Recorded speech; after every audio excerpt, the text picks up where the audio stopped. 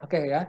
Jadi kriteria pertama ya, ini yang harus Anda pahami bahwa aktiva tetap itu digunakan dalam aktivitas operasi ya. Digunakan dalam aktivitas operasi yang dimaksud adalah core bisnis dari perusahaan ya. Core bisnis dari perusahaan. Jadi misalnya gini, ada perusahaan manufaktur ya. Perusahaan manufaktur punya sebidang tanah ya, misalnya punya sebidang tanah, tetapi tanah itu dia biarkan begitu saja misalnya karena menunggu kenaikan harga ya, maka sebidang tanah itu bukan termasuk aktiva tetap. Alasannya karena apa tadi? Tidak digunakan untuk kegiatan operasi ya. Yang kedua, aktiva tetap juga tidak untuk dijual kembali ya. Aktiva tetap itu harus memiliki fitur jadi dia tidak untuk dijual kembali. Jadi kalau tanah tadi dengan tujuan untuk dijual kembali itu berarti dia bukan aktiva tetap ya. Sebagian besar apa namanya? Maaf saya salah menjelaskan ya. Persediaan misalnya ya, persediaan itu adalah contoh yang bukan aktiva tetap. Jadi kalau misalnya Anda jualan komputer ya, walaupun komputer itu jangka waktu manfaatnya lama ya, atau dia barang awet gitu ya, nggak cepat rusak, maka kalau dia tujuannya untuk diperjualbelikan itu bukan aktiva tetap melainkan persediaan ya. Kemudian ciri yang kedua adalah durasinya panjang aktiva tetap itu ya.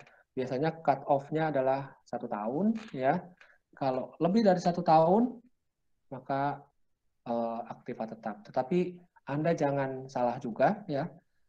Jangka waktu panjang itu bukan satu-satunya kriteria ya. Kita punya 3 kriteria yang semuanya harus terpenuhi ya untuk dapat dikatakan sebagai aktiva tetap ya. Kemudian sebagian aset tetap ini disusutkan ya, walaupun ada juga yang tidak disusutkan. Kemudian yang berikutnya adalah memiliki substansi fisik atau dengan kata lain berwujud secara fisik ya. Sebenarnya ada arti yang lebih spesifik lagi dari memiliki substansi fisik, yaitu manfaatnya melekat pada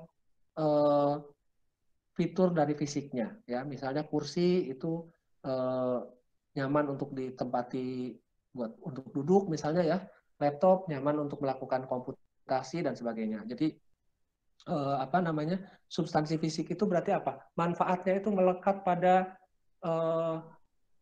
karakteristik fisiknya. Kenapa begitu? Ya, saya harus mengatakan kepada kalian bahwa aset tidak berwujud itu benar-benar tidak berwujud atau enggak sih menurut kalian? Coba saya ingin minta pendapat dari Lutfi Aji Wardana. Mendengar suara saya? Ngerbak. Yang namanya aset tak berwujud itu benar-benar tidak berwujud atau enggak sebenarnya? Atau masih punya wujud dia?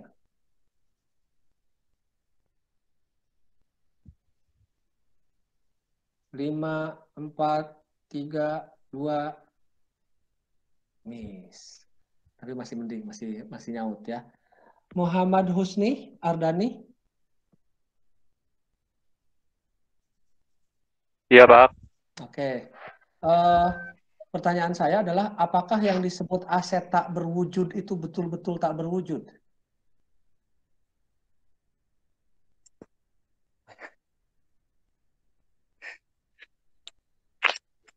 Lima, 4, lama-lama gue nilai juga deh.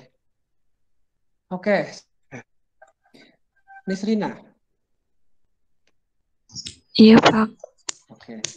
Pertanyaan saya sama, apakah yang disebut aset tidak berwujud itu benar-benar tidak berwujud? Masih ada wujudnya. Masih ada wujudnya ya.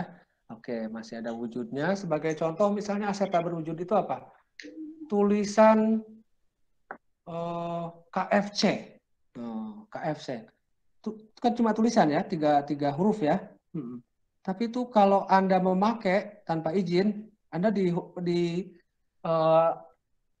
digugat nggak sama pemiliknya?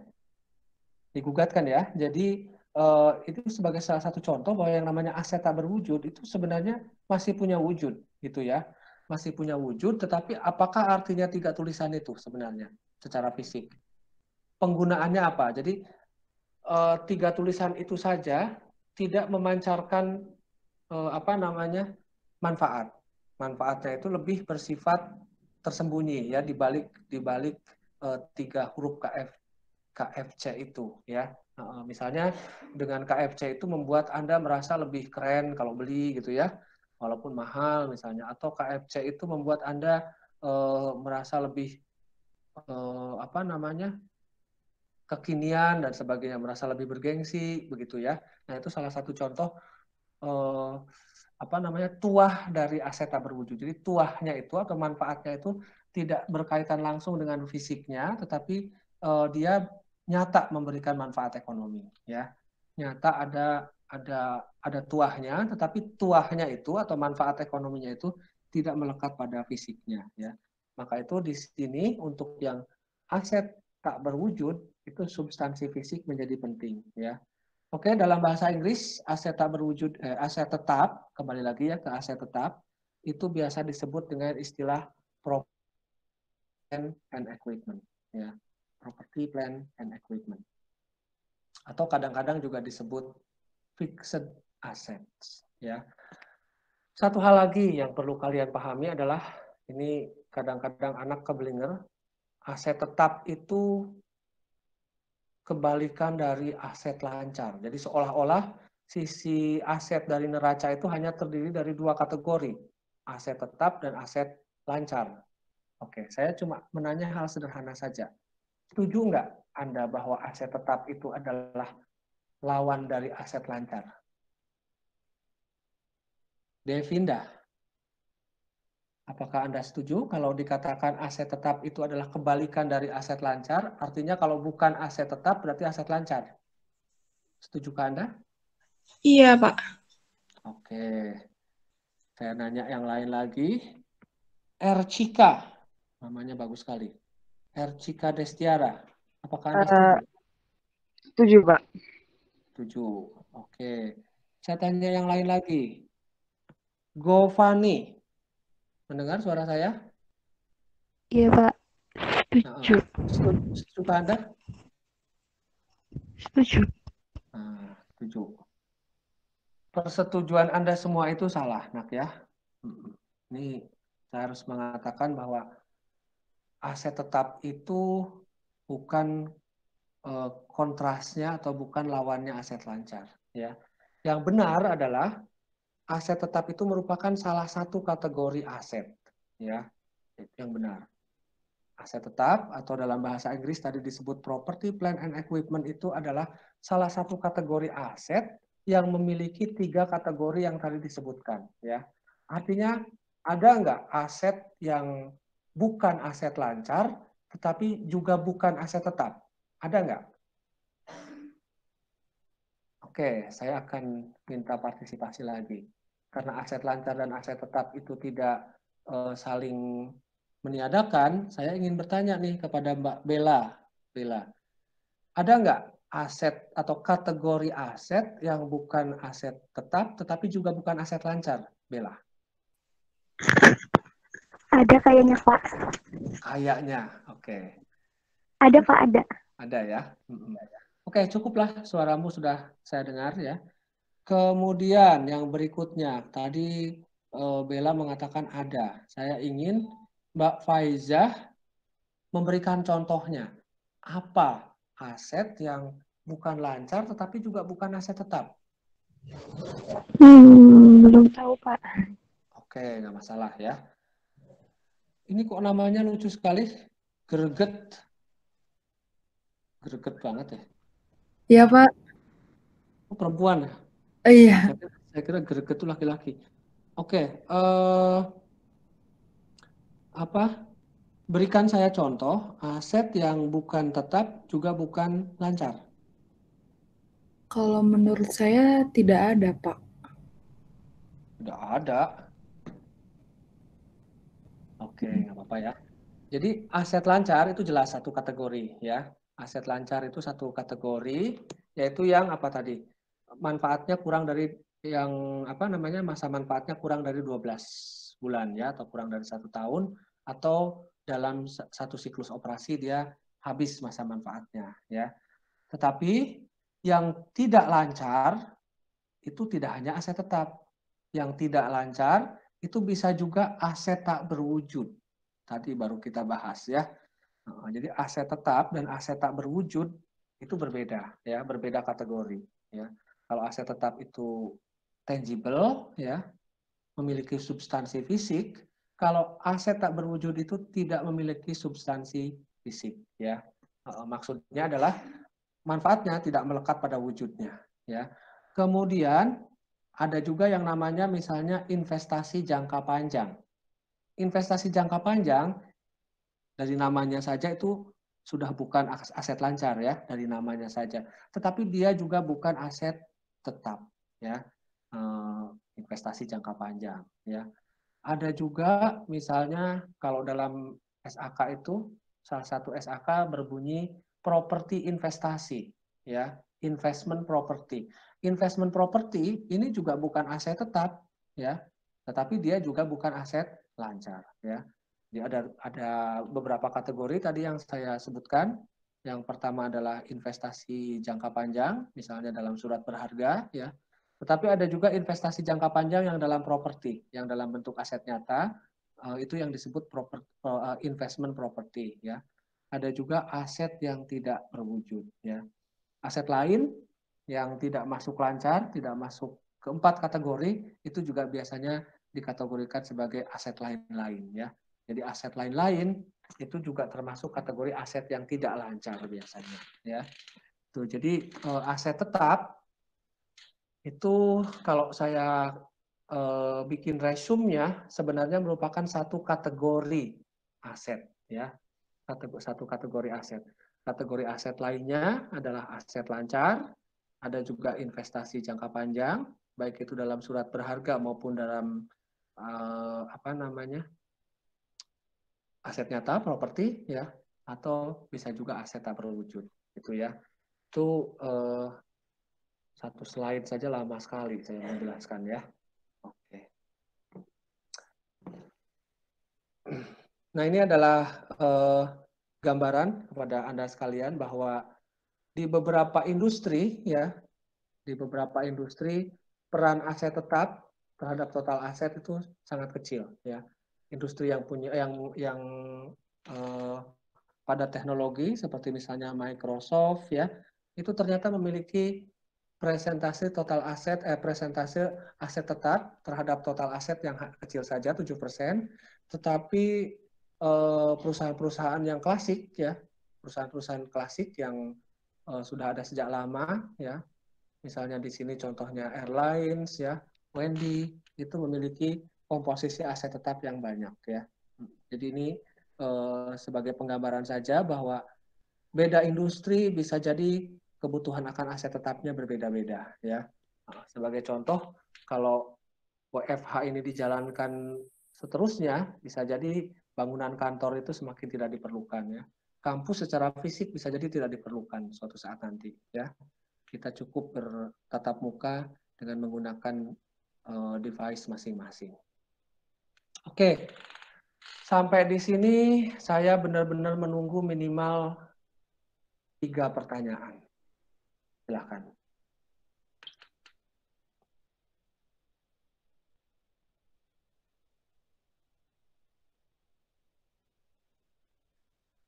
Silakan. Pak, saya mau bertanya. Kan kalau misal di laporan keuangan kan biasanya cuma yang dimasukin tuh aset tetap, aset lancar, kayak gitu. Terus kayak yang aset lain, investasi itu dimasukin nggak, Pak? Oke, ya. Itu karena kamu lihat laporan keuangannya cuma di buku, nah sepertinya. Belum melihat laporan keuangan yang sebenarnya. Ya. Iya, Pak. Kalau di buku memang begitu, apalagi buku-buku zaman dulu ya, gitu. Tapi kalau Anda lihat di buku Kiso, ada lampiran di contoh laporan keuangan ya, itu baris aset itu banyak ya. Baris aset itu banyak, jadi biasanya current asset itu satu kategori ya. Kemudian long term investment biasanya kategori berikutnya ya. Kemudian property, plant and equipment itu kategori berikutnya ya. Kemudian intangible asset kategori berikutnya. Kemudian paling bawah biasanya other assets ya, atau aset lain-lain. Itu. Jadi coba Anda nanti melihat ya laporan keuangan yang sungguhan ya, yang bukan di buku catatan. Nah, sebenarnya masalahnya juga di buku catatan lah. Ya. Kalau di textbook zaman sekarang itu sudah ada ya, apa namanya, sudah ada contoh laporan keuangan yang real, yang nyata. Oke, satu pertanyaan. Saya tunggu pertanyaan yang kedua. Pak, izin bertanya. Contoh maksudnya dari aset lain-lain itu seperti apa ya, Pak? Aset lain-lain itu adalah aset yang tidak masuk dalam kategori yang besar-besar. Logikanya itu begini, Mas, sebenarnya ya. Akuntansi itu kan menganut asas materialitas. Mungkin kamu pernah dengar nggak materialitas? Materialitas itu artinya apa? Kalau suatu item aset itu nilainya terlalu kecil, ya, itu bisa digabungkan dengan aset kecil-kecil lainnya, ya. Kemudian dilaporkan sebagai aset lain-lain, misalnya gitu ya. Atau suatu pos itu jumlahnya kecil kalau dilaporkan. Jadi misalnya gini, perusahaan asetnya 1 triliun, ya. Kalau ada satu bongkah aset nilainya cuma 1 juta, dilaporkan sebagai satu baris di neraca, itu kan nggak enak banget dilihat tuh ya. Nah itu. Jadi aset-aset kecil yang mungkin sebenarnya tidak masuk kategori mana-mana, itu bisa dikategorikan sebagai aset lain-lain. Atau misalnya begini, Mas. Misalnya begini, perusahaan punya pinjaman ya ke suatu lembaga keuangan, itu kan biasanya dia diminta untuk mengagunkan aset, Mas. Ya, aset yang diagunkan atau mungkin ditahan, bukan cuma diagunkan, tetapi mungkin ditahan. Misalnya gini, kalau Anda minjem, Anda biasanya punya sejumlah dana tertentu yang harus ditanam sebagai tabungan ya. Tetapi tabungan itu tidak bisa diambil, Mas, sampai dengan tabungan itu lunas, ya. Sampai dengan pinjaman itu lunas. Nah, jaminan.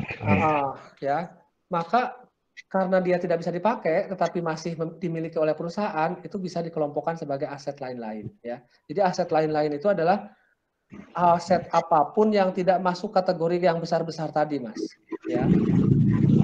Any assets, aset apapun yang tidak masuk ke dalam kategori aset yang besar-besar tadi. Cukup jelas ya? Baik, makasih Pak. Satu lagi saya minta. Pak izin bertanya. Siapa namamu? Nah. Taslimatun aja Pak. Oke.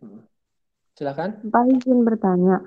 Semisal di perusahaan itu memiliki tanah, cuman tanah itu belum digunakan sama sekali, apakah itu tapi dengan tujuan akan digunakan nantinya sebagai pembangunan gedung-gedung perusahaan. Apakah itu dinamakan dengan aset tetap?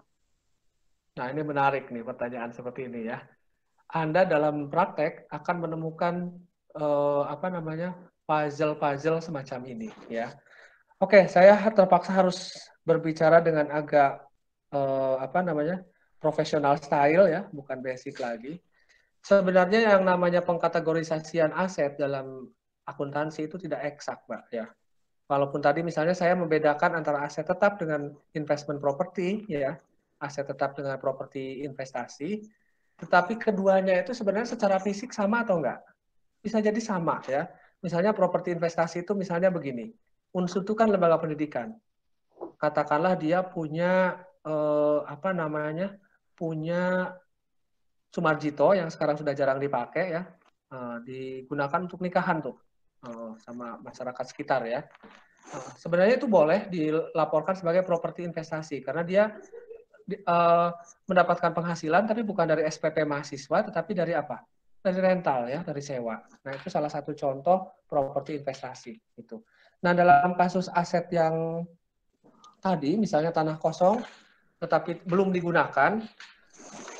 Menurut pertimbangan profesional saya, kalau saya jadi auditor, kalau dia tidak menghasilkan apa-apa, maksud saya dia tidak disewakan, tidak tanam, tidak dilakukan apa-apa ya, itu bisa masuk aset tetap, Mbak. Tapi itu pertimbangan profesional ya, kalau saya jadi auditor. Kenapa begitu? Karena intensi penggunaannya atau tujuan penggunaannya nanti adalah untuk digunakan sebagai lahan bangunan kantor misalnya gitu ya, atau untuk sebagai lahan bangunan pabrik misalnya ya, seperti itu. Jadi tergantung tujuan. Tujuan menentukan klasifikasi kalau dalam akuntansi ya. Tujuan itu menentukan klasifikasi. Bagaimana? Sudah jelas? Sudah jelas, Pak. Terima kasih, Pak. Jadi akuntansi itu bukan ilmu eksak ya. Dalam kenyataan Anda akan menemukan banyak puzzle yang itu tergantung kepada pertimbangan profesional Anda sebagai akuntan. Baik, kita lanjutkan materi ya.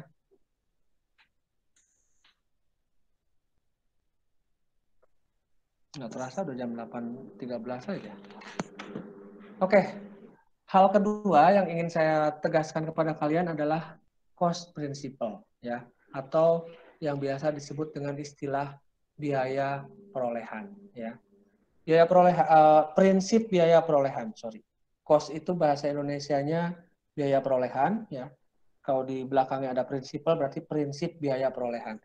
Prinsip biaya perolehan itu ya, dalilnya berbunyi bahwa yang namanya aset, dalam konteks ini adalah aset tetap ya, itu harus diukur berdasarkan jumlah rupiah pengorbanan yang diperlukan untuk memperoleh aset tersebut sampai dengan aset itu siap digunakan ya. Jadi saya ulangi sekali lagi ya, biaya perolehan itu adalah semua jumlah rupiah pengorbanan ya yang dikeluarkan oleh perusahaan untuk memperoleh aset sampai dengan aset itu siap digunakan ya. Sehingga dalam contoh dalam kasus tanah misalnya di sini ya, dalam kasus land ya, harga beli itu hanya merupakan salah satu komponen saja dari biaya perolehan ya. Harga beli itu hanya merupakan salah satu komponen saja dari cost ya. Masih ada dalam contoh ini 2, 3, 4, 5 ya komponen lainnya yang kalau dijumlah keseluruhan itu adalah cost biaya perolehan ya. Jadi ketika Anda misalnya begini, kalau di pengantar akuntansi kan perusahaan membeli kalau di pengantar akuntansi 1 misalnya ya, perusahaan membeli kendaraan dengan harga, Anda langsung mendebet peralatan kendaraan 20 juta, mengkredit kas gitu ya. Nah, sekarang Anda harus mulai berpikir bahwa nilai 20 juta ya bukan hanya harga faktur dari kendaraan itu saja ya, tetapi semua biaya di total berjumlah 20 juta itulah yang didebet gitu ya sebagai kendaraan. Jadi beli tanah misalnya ya, harga beli tanah saja tidak cukup ya. Semua biaya terkait, biaya komisi perantara ya, pajak yang timbul, BPHTB, biaya perolehan hak atas tanah bangunan ya, intinya semua biaya penyerta yang timbul sekali dalam kasus pembeliannya itu harus dijumlahkan terhadap harga beli, kemudian didebet sebagai tanah ya, didebet sebagai tanah ya. Dalam contoh ini bahkan Anda mungkin belum familiar ya karena belum berpraktek ya. Biaya notaris, setiap pengambil alihan aset itu pasti melibatkan notaris ya. Biaya notaris itu juga dikapitalisasi, istilahnya ya dikapitalisasi sebagai didebet ke tanah ya, dikapitalisasi ke aset atau dalam konteks ini didebet ke tanah gitu ya. Jadi itu prinsip dari prinsip biaya perolehan ya.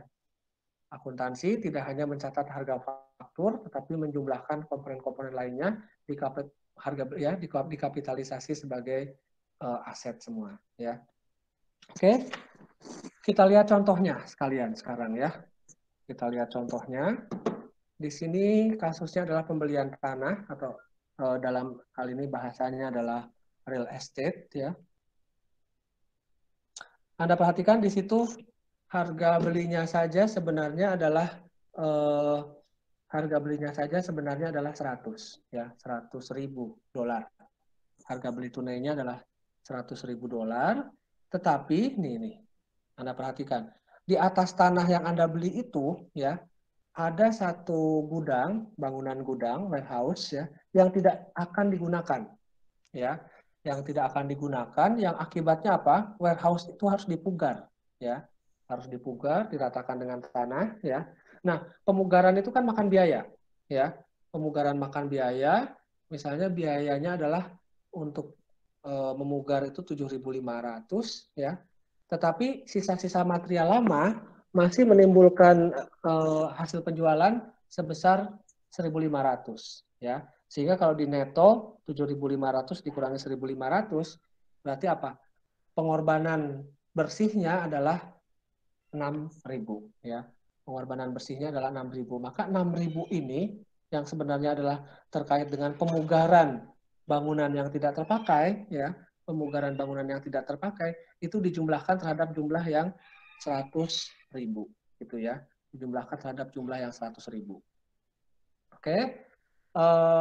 Attorney's fee kita sebut saja honorarium pengacara, honorarium notaris sebesar 1.000, ya.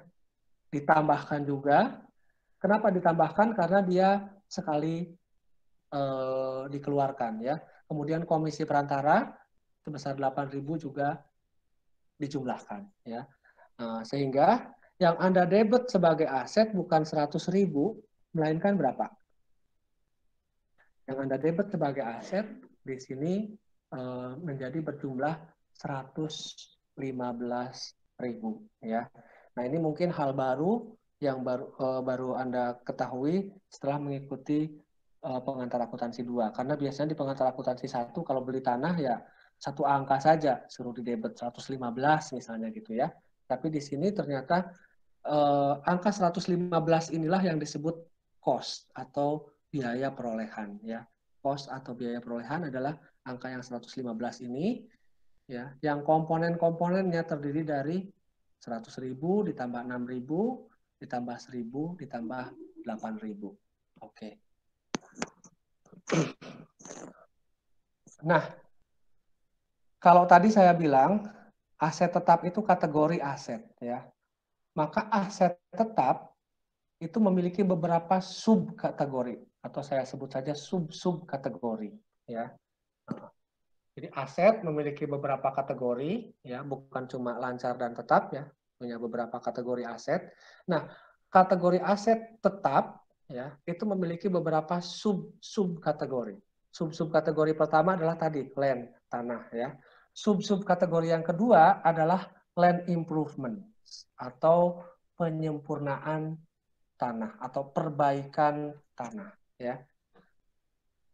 Kenapa land improvement itu dipisahkan dari land, ya? Karena bisa jadi perlakuan akuntansinya berbeda, ya. Walaupun sama-sama sub-sub kategori aset tetap, tetapi land dengan land improvement itu bisa jadi perlakuan akuntansi selanjutnya berbeda. Perbedaannya misalnya kalau land saja itu tidak didepresiasi, tidak disusutkan, tetapi land improvement itu disusutkan, ya. Sehingga nanti kalau tadi kan saya bilang sub-sub kategori aset tetap itu ada tanah, bangunan, dan peralatan, ya. Sekarang tambah lagi satu sub-sub kategori yaitu penyempurnaan tanah. Bisa juga penyempurnaan bangunan, ya. Jadi aset tetap bisa dibagi menjadi beberapa sub-sub kategori. Yang utama adalah tanah, bangunan, dan peralatan. Tambahannya adalah penyempurnaan tanah atau tambahannya lagi penyempurnaan bangunan, ya. Apa sebenarnya yang dimaksud penyempurnaan tanah? Penyempurnaan tanah itu adalah semua pengeluaran yang diperlukan untuk membuat penyempurnaan untuk melakukan penyempurnaan terhadap tanah, ya. Jadi dia terkait dengan tanah tetapi pelaporannya dipisahkan. Terkait dengan tanah tetapi pelaporannya dipisahkan, ya. Sampai dengan siap digunakan sesuai dengan tujuannya, ya. Sampai dengan siap digunakan sesuai dengan tujuannya. Contoh land improvement ini adalah ini, driveways, ya. Jalan dari pintu gerbang depan, pinggir jalan sampai ke bangunan, misalnya itu, ya. Itu yang namanya apa? Driveways. Kemudian parking lot. Parking lot ini tempat parkir, ya. Itu bisa disebut sebagai land improvement. Fences, pagar, ya. itu juga land improvement ya. Landscaping, biaya yang timbul ketika Anda melakukan kegiatan landscaping ya, itu juga bisa di debit ke penyempurnaan tanah ya. Kemudian underground sprinklers ya, ini juga bisa didebit ke penyempurnaan tanah ya. Jadi biasanya penyempurnaan tanah ini memiliki umur manfaat yang terbatas sehingga dia disusutkan ya. Itulah alasan kenapa land improvement ini dipisahkan dari land-nya sendiri ya. Dipisahkan dari land-nya sendiri. Kemudian dia akan dibebankan secara sistematis ya melalui proses yang namanya beban penyusutan atau depreciation expense. Oke, kemudian yang berikutnya bangunan. Pada prinsipnya sama, bangunan juga menggunakan prinsip biaya perolehan, berarti semua biaya yang terkait langsung dengan pembelian atau dengan pembangunan gedung itu diakui sebagai bangunan. Ya, bangunan itu bisa diperoleh dengan cara membeli atau bisa juga dengan cara membangun sendiri. Ya, nah biaya yang terkait dengan pembelian atau biaya yang terkait dengan pembangunan atau konstruksi dari buildings ini dianggap sebagai biaya perolehan ya. Selain purchase cost, selain biaya pembelian ya, atau selain purchase price, ada juga biaya beban penutupan ya, kemudian komisi perantara ya, remodeling and replacing, repairing, pemodelan baru ya, kemudian penggantian, kemudian perbaikan atap, lantai dan sebagainya ya. Kemudian instalasi kabel kelistrikan ya dan sebagainya. Kemudian kalau yang terkait dengan construction ya semua harga kontrak ditambah dengan biaya-biaya tambahan yang lainnya ya. Anda harus familiar dengan ini ya ketika nanti melakukan audit ya, karena bisa jadi klien Anda salah mencatat ya, yang seharusnya dicatat sebagai bagian dari bangunan malah dicatat sebagai beban misalnya begitu ya. Jadi ini inti dari prinsip biaya perolehan atau cost principle. Equipment pada dasarnya sama. Nah, semua biaya harga beli plus ya, harga beli plus pengeluaran-pengeluaran yang lain sampai dengan peralatan itu siap digunakan ya. Sampai dengan peralatan itu siap digunakan. Oke, ini salah satu contoh lagi. Nama perusahaannya adalah si Merten Company. Ya. Dia melakukan pembelian, ya, pembelian mesin dengan harga tunai 50.000. Ya. Kemudian pengeluaran yang terkait, sales taxes itu kalau di Indonesia adalah pajak pertambahan nilai ya 3.000, asumsikan begitu ya. Kemudian asuransi dalam perjalanan, asuransi perjalanan 500, kemudian instalasi dan pengujian 1.000 ya. Anda diminta untuk menentukan berapa harga perolehan dari mesin tersebut. Gampang saja ya. Komponen-komponen itu dijumlahkan.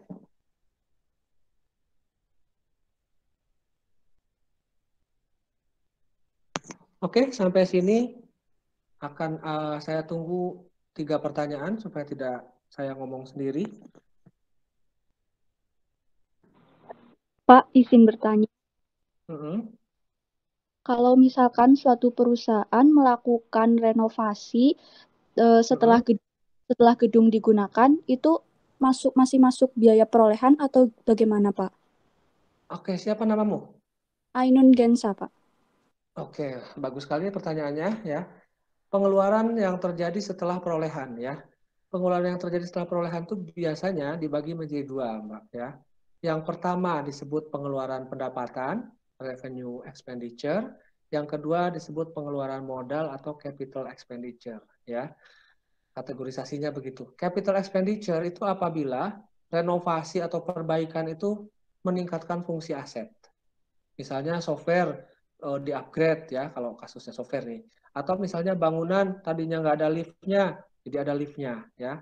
Atau mungkin plafonnya diperkuat sehingga dia kira-kira masa manfaatnya jadi lebih panjang. Nah, itu bisa dikapitalisasi ditambahkan kepada bangunan itu sendiri ya.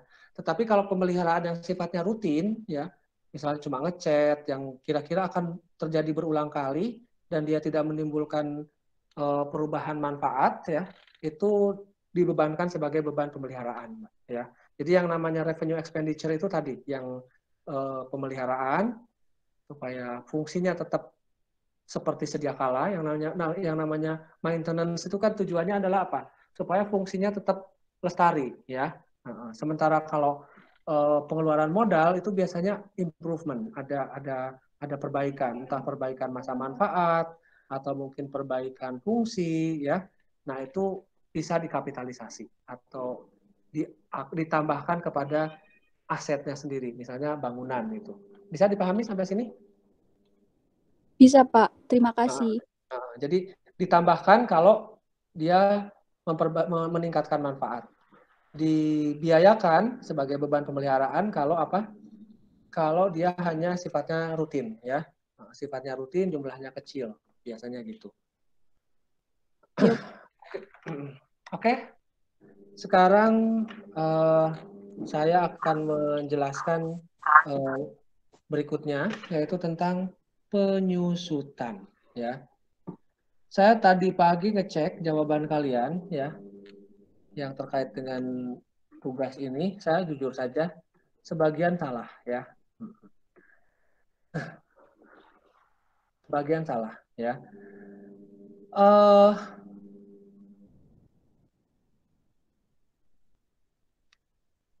Di sini, tapi wajar saja kalau salah karena memang pertanyaannya mungkin agak sulit ya. Anda harus tahu konsep atau ide atau gagasan itu sebenarnya sama dengan dasar pemikiran ya. Nah, jadi saya itu menanyakan apa dasar pemikiran yang melandasi praktek penyusutan aset tetap itu ya.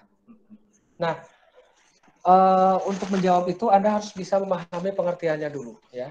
Penyusutan itu sebenarnya saya kasih ekstrimnya dulu. Penyusutan itu bukan penilaian aset ya. Jadi aset yang disusutkan itu bukan berarti apa? Kita melaporkan aset semakin kecil, itu bukan. Atau menilai, bukan melaporkan ya, sorry. Kita menilai aset kita semakin kecil, itu tidak juga ya. Penyusutan juga bukan berarti kita menabung untuk beli lagi ya. Jadi dua hal yang sering terjadi miskonsepsi ya, yang sering terjadi salah paham, itu saya clearkan dulu di awal. Penyusutan itu bukan penilaian aset ya. Pertama, yang kedua, penyusutan itu bukan berarti Anda menabung untuk membeli kembali ya. Itu yang kedua ya. Penyusutan sebenarnya tidak lain dan tidak bukan hanya berfungsi untuk mengalokasikan biaya perolehan yang jumlahnya biasanya besar karena harga aset itu biasanya besar ya. Harga aset tetap itu biasanya cukup besar ya, ke periode-periode yang menikmati manfaat dari aset tersebut ya. Proses alokasi itu dilakukan dengan cara apa? Mengurangi biaya perolehan sedikit-sedikit dipindahkan menjadi beban ya. Jadi yang tadinya di neraca ya sebagai aset dipindahkan ke laba rugi menjadi beban. Itu inti daripada apa?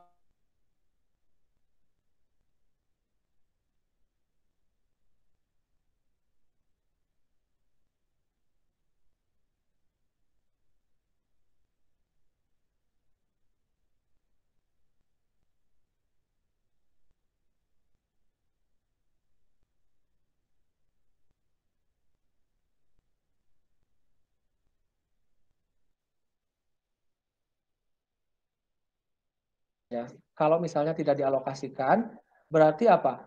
Semua pengeluaran itu dibebankan ke laba rugi. Ya, saya kasih contoh, misalnya pendapatan yang diperoleh cuma 100 juta misalnya ya. Beli aset 500 juta. Maka dalam 1 tahun tersebut ketika terjadi pembelian aset 500 juta, untuk mengcover aset saja, untuk mengcover pembelian aset saja dia sudah minus 100 dikurangi 400. 100 dikurangi 500. sudah minus 400 juta ya.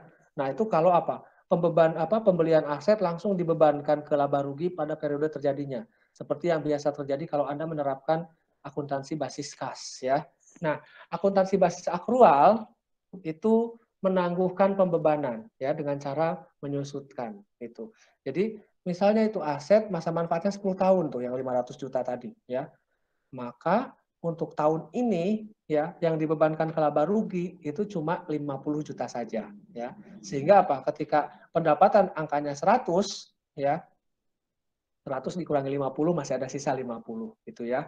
Nah, itu adalah contoh alokasi biaya perolehan aset ke masa manfaatnya ya, sehingga secara sampai dengan tahun ke-10 barulah total biaya perolehan itu dipindahkan ke laba rugi diakui sebagai beban gitu ya. Nah, apa prinsip atau konsep yang mendasari penyusutan? Penyusutan itu sebenarnya lebih didasari kepada matching prinsipal ya. Mempertemukan pendapatan dengan mempertemukan biaya dengan pendapatan. Jadi biaya perolehan aset itu seharusnya dipertemukan dengan manfaat dari aset tersebut. Kalau manfaatnya jangka panjang, berarti biayanya juga harus diakui di dalam laba rugi dalam jangka panjang pula, gitu ya. Dalam jangka panjang itulah yang disebut dengan penyusutan, ya. Nah itu, jadi penyusutan itu bukan penilaian, bukan nabung, melainkan apa? Alokasi biaya perolehan. Nah, konsep yang mendasarinya apa? Matching principle, mempertemukan biaya dengan manfaat. Ya, biaya itu adalah beban dalam laba rugi, manfaat itu berarti apa? Harus masuk aset, harus masuk pendapatan yang ditimbulkan oleh aset yang kita miliki. Ya, itu penjelasan saya. Nanti boleh didiskusikan lagi kalau misalnya belum jelas ya. Poin-poinnya di sini jelas ya, bahwa penyusutan itu adalah alokasi biaya, bukan penilaian aset. Yang kedua, berlaku kepada penyempurnaan tanah, bangunan, dan peralatan, tetapi tidak tanah ya. Kemudian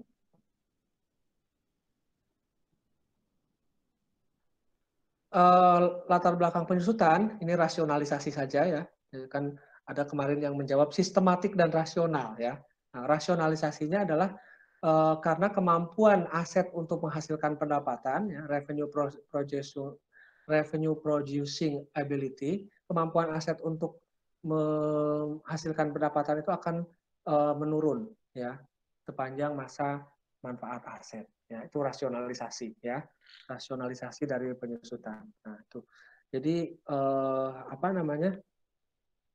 klarifikasi saya itu ya, aset penyusutan bukan penilaian aset dan juga bukan menabung untuk beli lagi ya, karena biasanya pandangan konvensional terhadap penyusutan itu seperti itu ya. Oke.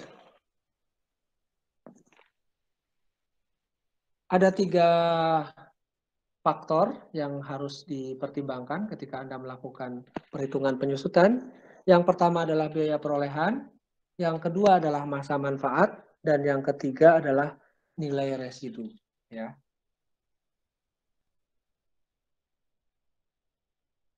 Nilai residu. Kita lihat penerapannya. Oke, yang ini sementara cukup diingat-ingat saja dulu ya. Ada biaya perolehan, ada masa manfaat, dan ada nilai residu. Kemudian metode penyusutan itu ada banyak sebenarnya ya. Tapi yang diperkenalkan di sini hanya 3, yaitu metode garis lurus, metode unit aktivitas, dan metode saldo menurun. Metode saldo menurun ya. Kadang-kadang penerapannya adalah metode saldo menurun berganda ya.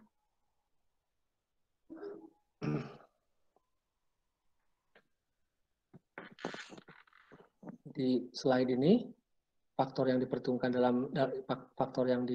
dalam akuntansi penyusutan ya, perolehan, masa manfaat, sama nilai residu. Kalau ini metode yang diperkenalkan pada kuliah kali ini ya. Garis lurus, saldo menurun, dan unit aktivitas. Oke, menghitung penyusutan itu sebenarnya gampang ya. Saya kebut saja ya, nanti tanya jawab mungkin akan saya berikan kepada 5 penanya ya. Oke, nama perusahaannya adalah Barb's Florist. Dia membeli 1 unit truk ya untuk kirim-kirim barang ya. Pada tanggal 1 Januari 2011 ya. Harga perolehannya atau biaya perolehannya sebesar 13.000.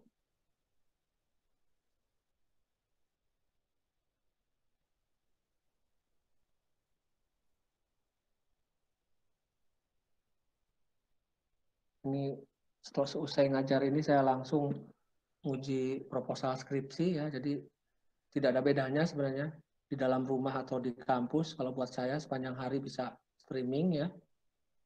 Kemudian nilai residunya 1.000 misalnya ya. Oke, estimasi masa manfaat ya. Estimasi masa manfaat itu bisa dinyatakan dalam tahun, juga bisa dinyatakan dalam jarak tempuh ya. Dalam tahun ternyata estimasinya 5 tahun, setelah 5 tahun tidak dianggap masa manfaatnya habis ya, atau setelah 100.000 mil ya, setelah 100.000 mil itu dianggap masa manfaatnya habis. Nah, saya juga harus menegaskan kepada Anda bahwa masa manfaat ini lebih ditentukan oleh keputusan manajemen ya, atau lebih ditentukan oleh keputusan perusahaan. Sebagai contoh misalnya begini, sebuah kendaraan mungkin secara teknis dia bisa beroperasi sampai dengan 10 tahun ya. Tapi perusahaan mungkin membuat kebijakan bahwa kendaraan ya itu hanya akan digunakan selama 5 tahun ya. Nah, maka masa manfaat yang dimaksud itu adalah 5 tahun itu ya. Nah, nilai residu adalah harga jual pada akhir masa manfaat ya. Kalau pada akhir masa manfaat kondisinya masih bagus, bisa saja nilai residu itu masih tinggi gitu ya. Jadi masa manfaat itu atau useful life itu bukan usia teknis ya, bukan umur teknis atau umur masih nyala. Kalau orang Indonesia motor udah sampai belasan tahun, puluhan tahun masih dipakai ya. Tapi kalau perusahaan biasanya punya standar sendiri ya, punya standar penggunaan mesin, standar penggunaan peralatan, standar penggunaan kendaraan ya, yang kalau termasuk di dalamnya masa manfaat itu lebih mencerminkan keputusan manajemen, bukan usia secara teknis ya. Maka Anda diminta untuk menghitung dengan data ini ya. Dengan data ini Anda diminta untuk menghitung penyusutan dengan menggunakan ketiga metode: garis lurus, unit aktivitas, dan saldo menurun.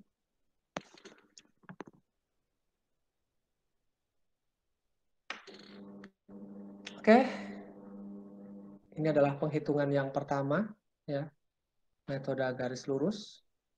Ciri-cirinya adalah metode garis lurus itu mengakibatkan beban penyusutan selalu sama dari tahun ke tahun, ya, atau dari periode ke periode. Kemudian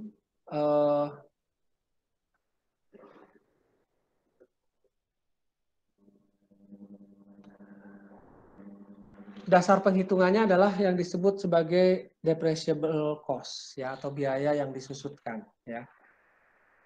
Dan itu adalah biaya perolehan aset dikurangi dengan nilai residu ya. Jadi yang namanya yang dijadikan dasar untuk menghitung penyusutan itu adalah depreciable asset ya. Apa yang dimaksud dengan depreciable asset? Depreciable asset itu adalah biaya perolehan aset awal dikurangi dengan nilai residu ya. Penghitungan ada di bawahnya ya. Ketemu beban penyusutan sebesar 2.400. Dari mana angka 2.400 itu? Gampang saja, 12.000 dibagi 5. Dari mana 12.000? 13.000 dikurangi nilai residu 1.000 ya. Sesederhana ini sebenarnya penghitungan penyusutan dengan metode garis lurus ya. Ini namanya tabel penyusutan ya, tapi tidak diteruskan ya. Nah, jurnal yang ada di bawah bagi saya pemula ini sebaiknya dihafal saja dulu lah ya. Debitnya adalah beban penyusutan, kreditnya adalah akumulasi penyusutan. Kalau Anda menjawab debitnya beban penyusutan, kreditnya kas, itu pasti akan saya salahkan. Kalau perlu poinnya minus ya. Karena penyusutan itu bukan transaksi kas ya. Sehingga walaupun di debit beban artinya mengurangi pendapatan ya, tetapi kreditnya bukan kas, melainkan apa? Akumulasi penyusutan. Oke.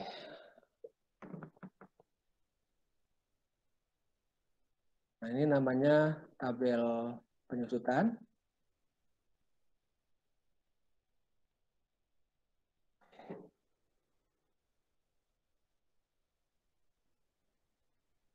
Mungkin nanti saya akan memberikan penugasan bagi Anda untuk membuat tabel semacam ini ya.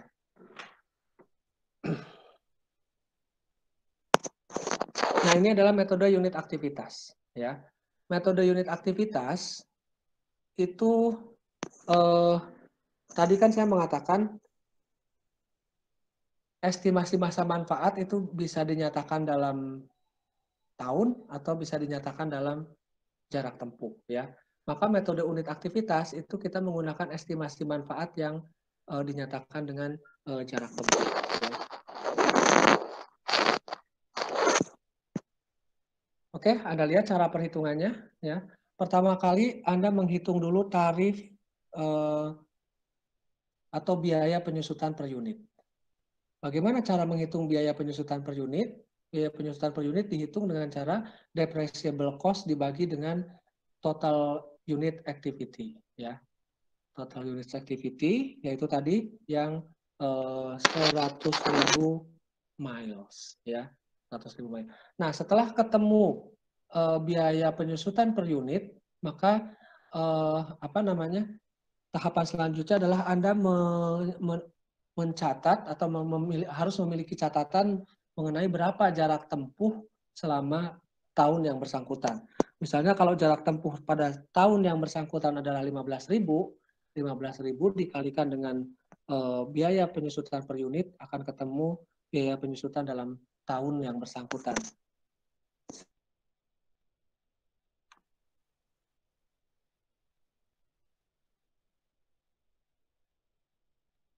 Sama dengan tadi ya, jurnalnya adalah beban penyusutan, di debit, kemudian kreditnya adalah akumulasi penyusutan.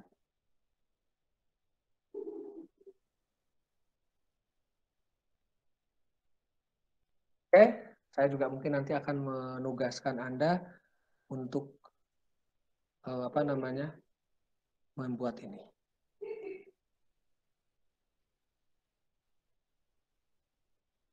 Oke, break dulu sebentar ya, sekitar 5 menit, saya kecapean. Sekalian Anda memikirkan pertanyaan, nanti saya akan menagih pertanyaan.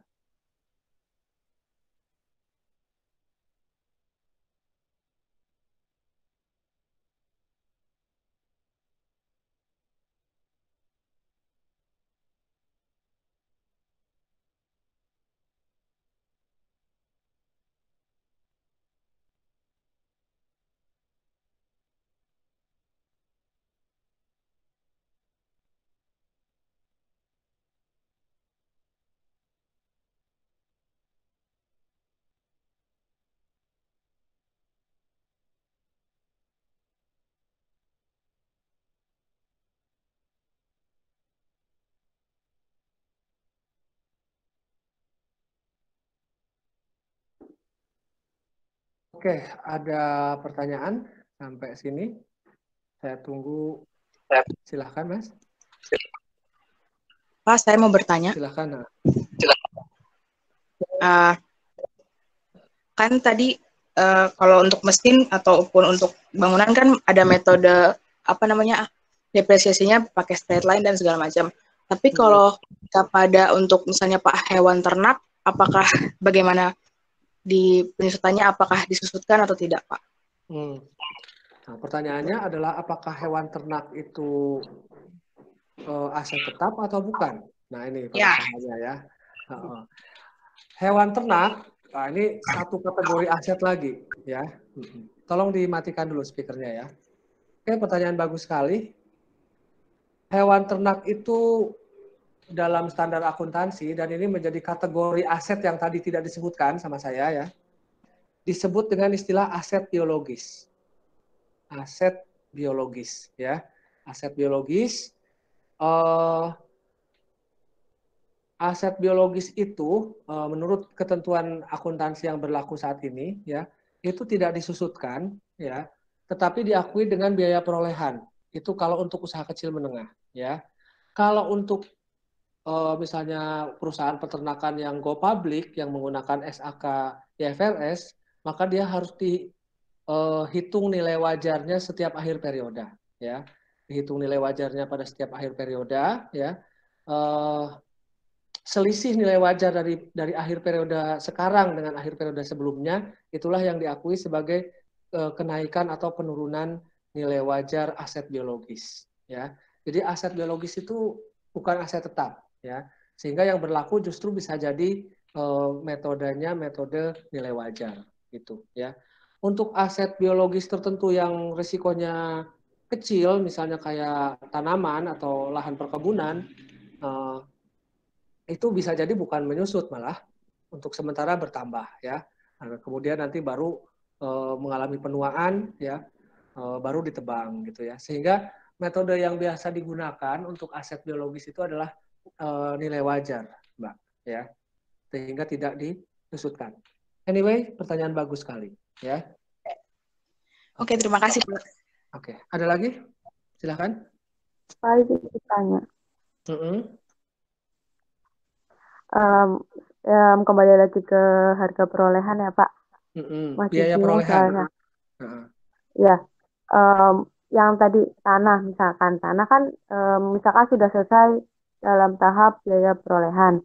Nah, ketika akan dibangun gedung, setelah selesai pembangunan gedung, apakah penghitungan biaya perolehan lagi atau ditambah dengan tanah atau hanya gedung saja? Oke. Tanah dan gedung itu dua sub kategori yang berbeda ya, sehingga Anda harus memisahkan antara harga biaya perolehan tanah dengan biaya perolehan gedungnya ya. Jadi yang namanya biaya perolehan gedung itu tadi variabelnya adalah kalau dia dibeli berarti harga belinya ya. Kalau dia dibeli berikut tanah itu harus dialokasi, harus menggunakan metode alokasi tertentu ya. Ada caranya ya, misalnya metode nilai wajar relatif ya. Kalau kita beli tanah dan bangunan sekaligus ya, tetap itu dalam neraca harus dilaporkan secara terpisah, intinya itu ya. Metodenya mungkin nanti akan kita bahas belakangan untuk memisahkannya ya. Kemudian kalau kita sudah punya tanah duluan ya, baru kemudian membangun gedung ya, maka biaya pembangunan gedung itu tidak dikapitalisasi ke tanah, tetapi diakumulasi tersendiri menjadi biaya perolehan gedung, gitu Mbak. Gimana jawaban saya? Baik Pak, terima kasih. Ya, jadi dia diakumulasi sebagai biaya perolehan gedung. Karena apa? Tanah dan bangunan itu harus dipisahkan nilainya, ya, atau dilaporkan terpisah jumlah rupiahnya. Oke, satu lagi, silakan. Saya ingin ada interaksi, ya. Pak, mau bertanya Pak. Silakan. Tadi kembali ke yang umur ekonomis ya Pak. Jadi kan umur ekonomis dijelaskan kalau itu sudah ditentukan, diestimasi oleh manajemen. Nah kalau misal umur ekonomis itu suatu alat sudah ditentuin 5 tahun, sedangkan dalam 2 tahun pemakaian itu misalnya terjadi kebakaran gitu, terus alatnya nggak bisa dipakai. Itu terus alokasi biaya perolehan untuk tahun kedepannya gimana ya? Oh gitu. Jadi intinya begini Mas, kalau dia misalnya sampai dengan akhir di tengah-tengah perjalanan umur ekonomis itu ada accidents ya, itu berarti kan kerugian ya, kerugian. Kalau kerugian itu nanti ada lagi akuntansinya Mas. Jadi ada nanti kerugian pelepasan aset tetap, pelepasan karena terpaksa itu misalnya karena kebakaran, gitu ya. Jadi intinya begini sebenarnya, aset tetap itu akan dihapus dari pembukuan, didispose ya dari pembukuan pada saat apa? Dia sudah tidak lagi digunakan dalam kegiatan operasi, Mas. Ya, prinsip dasarnya begitu. Sehingga kalau misalnya karena kebakaran, ya otomatis dia akan tidak lagi diteruskan penyusutannya, ya. Tetapi pembukuannya juga dihapus, ya. Pembukuannya juga akan dihapuskan. Gitu. Caranya adalah bagaimana menghapuskannya, akumulasi penyusutan yang sudah terkumpul sampai dengan masa saat kebakaran itu akan didebet, ya. Kemudian biaya perolehannya akan dikredit total, ya. Jadi misalnya beginilah, saya kasih angka saja biar gampang ya. Mesin itu misalnya original cost-nya itu atau biaya perolehannya 100 ya. Dia baru disusutkan misalnya 40.000, akumulasi penyusutannya 40.000 ya. Nah, terjadi kebakaran, gitu ya, terjadi kebakaran. Maka pembukuannya itu akan menjadi seperti ini, Mas, pada saat kebakaran. Akumulasi penyusutan di debit 40.000 ya. Mesin dikredit sebesar 100.000, rugi sebesar 60.000. Gitu ya. Rugi sebesar 60.000 di debit. Kan jadi balance ya, jumlah debit dan kreditnya. Jadi debit ke akumulasi penyusutan 40.000, debit ke kerugian 60.000, total 100, oke ya. Kemudian yang dikredit adalah mesinnya sendiri, biaya perolehannya sebesar 100. Yang dengan begitu berarti apa? Aset tetap itu dihapus dari pembukuan. Bagaimana? Bisa dipahami? Baik, Pak. Dipahami, Pak. Jadi hanya aset yang digunakan saja, Mas, yang dilaporkan di neraca dan diakui penyusutannya dalam laba rugi ya. Oke,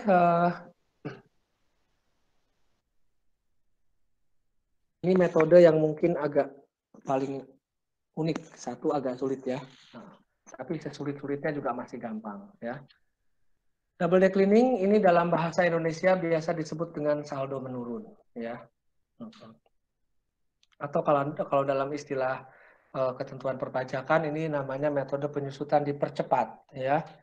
Metode penyusutan dipercepat itu kenapa? Karena penyusutan pada tahun-tahun awal itu biasanya lebih besar, sementara menjelang masa akhir masa manfaat itu semakin mengecil ya. Bagaimana implementasinya? Kita perhatikan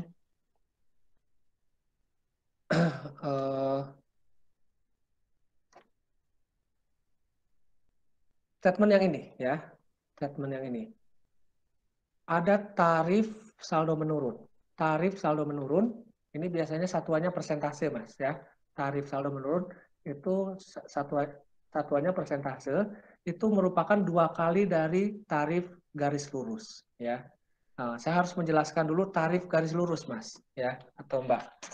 Tarif garis lurus itu maksudnya begini.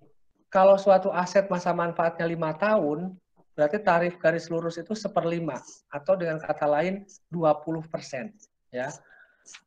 Kalau masa manfaat aset itu 10 tahun ya, berarti tarif garis lurus itu adalah 1/10, dengan kata lain 20% ya. Kalau masa manfaat aset 20 tahun berarti 1/20, dengan kata lain 5%. Nah, itu yang dimaksud dengan tarif garis lurus ya.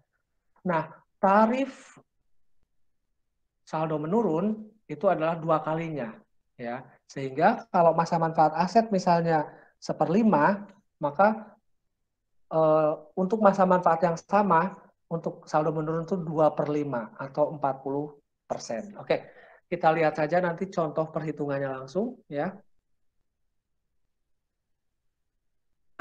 Kemudian yang berbeda ya, yang berbeda ini yang harus Anda ingat-ingat nih ya. Kalau 2 metode pertama tadi itu kan dasarnya adalah depreciable cost ya. Nah, kalau saldo menurun itu didasarkan pada pertama original cost ya, atau biaya perolehan total ya. pada periode-periode berikutnya itu didasarkan pada nilai buku. Jadi perhitungan depreciable cost itu tidak dilakukan di awal, ya. Walaupun tetap nilai residu itu ada, ya. Oke, kita lihat perhitungan yang ada di sini untuk tahun pertama, ya. Untuk tahun pertama ini, ya, Anda perhatikan cost awal atau original cost 13.000. Jadi kita tidak menghitung 13 dikurangi 1, 12 ya. Tapi kita menghitung bulat 13 dikalikan dengan 40%. Kenapa 40%? Karena masa manfaatnya tadi 5 tahun. Ya. 1/5, 20%. Ya. Sehingga kalau double, berarti 20 dikali 2, 40. Ya. Ketemu angkanya sebesar 5.200. Nah, akibatnya kita lihat di sini ya, beban penyusutan pada tahun pertama sebesar 5.200. Nah, tolong diperhatikan perhitungan penyusutan pada periode-periode berikutnya ya. Pada periode berikutnya ya, tarifnya tetap 40% ya. Tetapi 40% itu dikalikan terhadap angka yang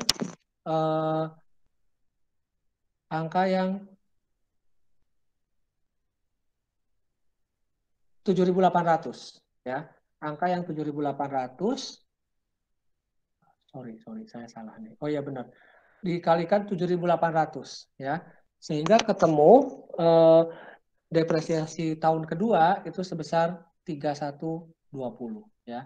Yang perlu Anda perhatikan juga, namanya akumulasi penyusutan itu berarti dari tahun ke tahun selalu bertambah ya. Dalam metode apapun, akumulasi penyusutan ya. Dan nilai buku itu adalah apa? Biaya perolehan dikurangi dengan akumulasi penyusutan, atau nilai buku tahun sebelumnya dikurangi dengan penyusutan tahun sekarang ya. Coba Anda perhatikan tabel ini secara seksama ya. Nanti kalau ada pertanyaan saya buka ya. Oke, sampai dengan tahun keempat ya, perhitungan yang sama konsisten dilakukan ya. Sampai dengan tahun keempat ini perhitungan yang sama secara konsisten dilakukan. Tetapi perhatikan pada tahun kelima. Pada tahun kelima Anda tidak melakukan perhitungan yang konsisten ya. Kalau konsisten harusnya 1.685 dikali dengan 40% ya. Nah, kalau konsisten. Tetapi angka 685 ini ya bukan diperoleh dari perhitungan itu ya, melainkan diperoleh dari 1.685 dikurangi 1.000 ya. 1.685 dikurangi 1.000. Pointer saya kelihatan nggak? Halo? Salah satu Kelihatan, Pak. Dengan suaranya match nggak dia? Match, Pak.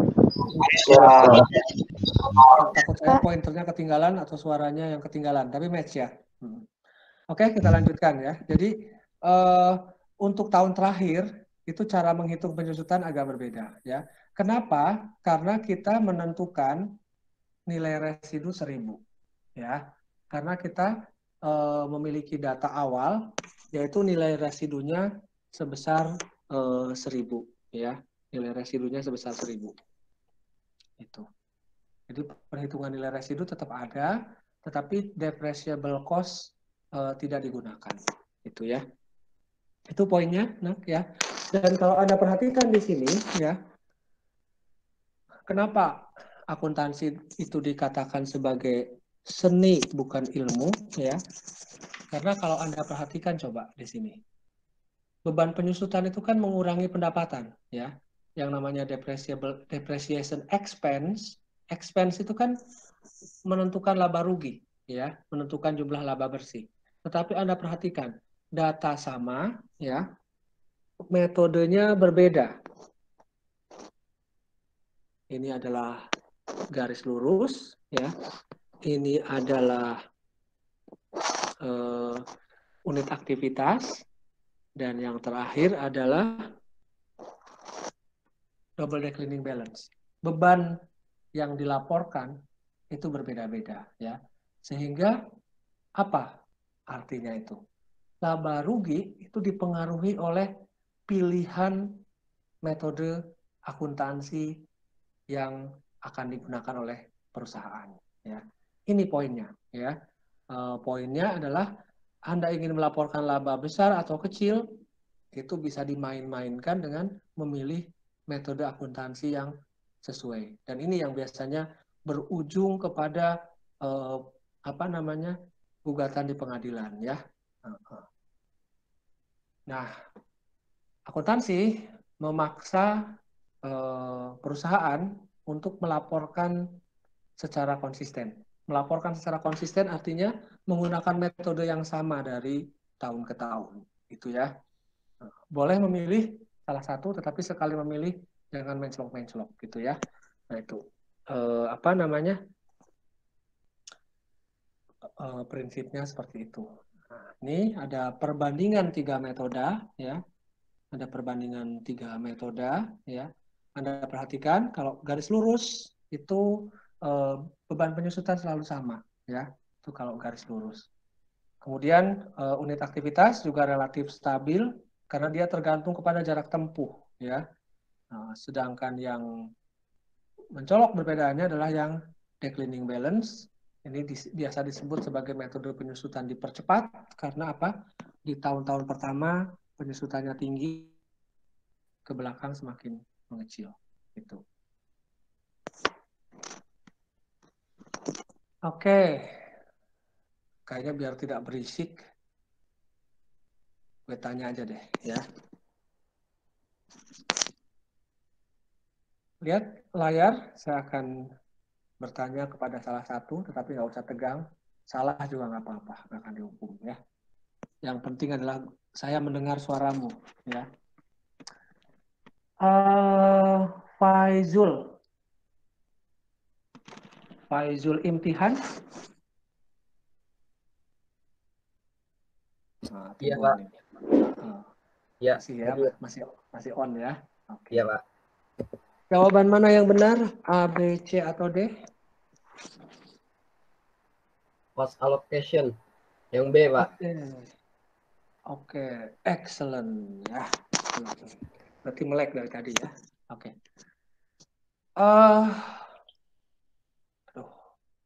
This is too much for me ya. Kayaknya untuk sesi sekarang segitu aja dulu deh. Saya udah capek banget deh ya. Nggak boleh minum kopi soalnya nih sekarang nih ya. Tetapi saya ingin sebelum mengakhiri sesi ya,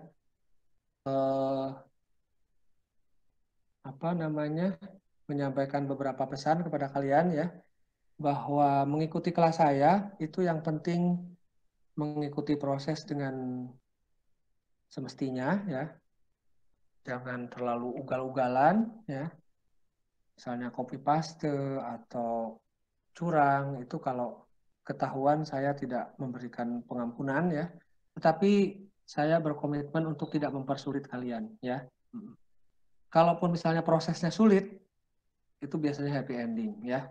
Itu. Jadi mungkin prosesnya lebih sulit, tugasnya lebih banyak daripada dosen lain ya.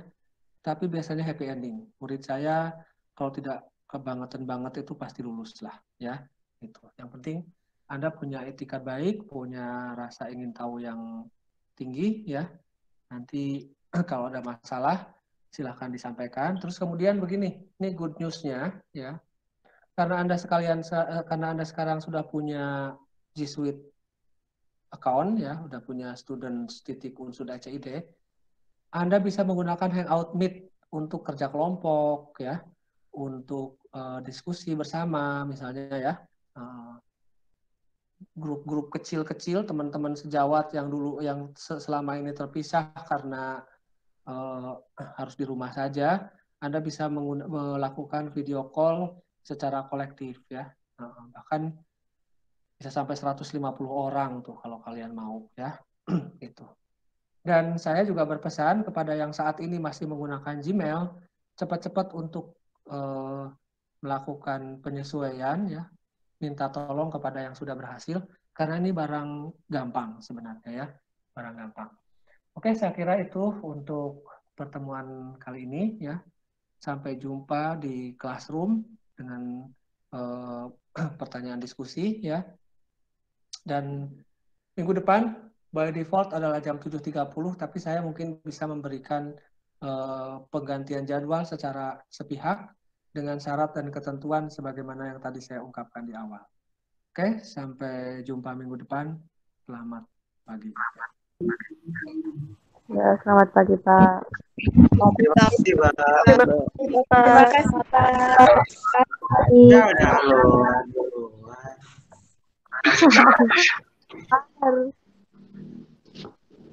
Selamat pagi, Pak. Terima kasih.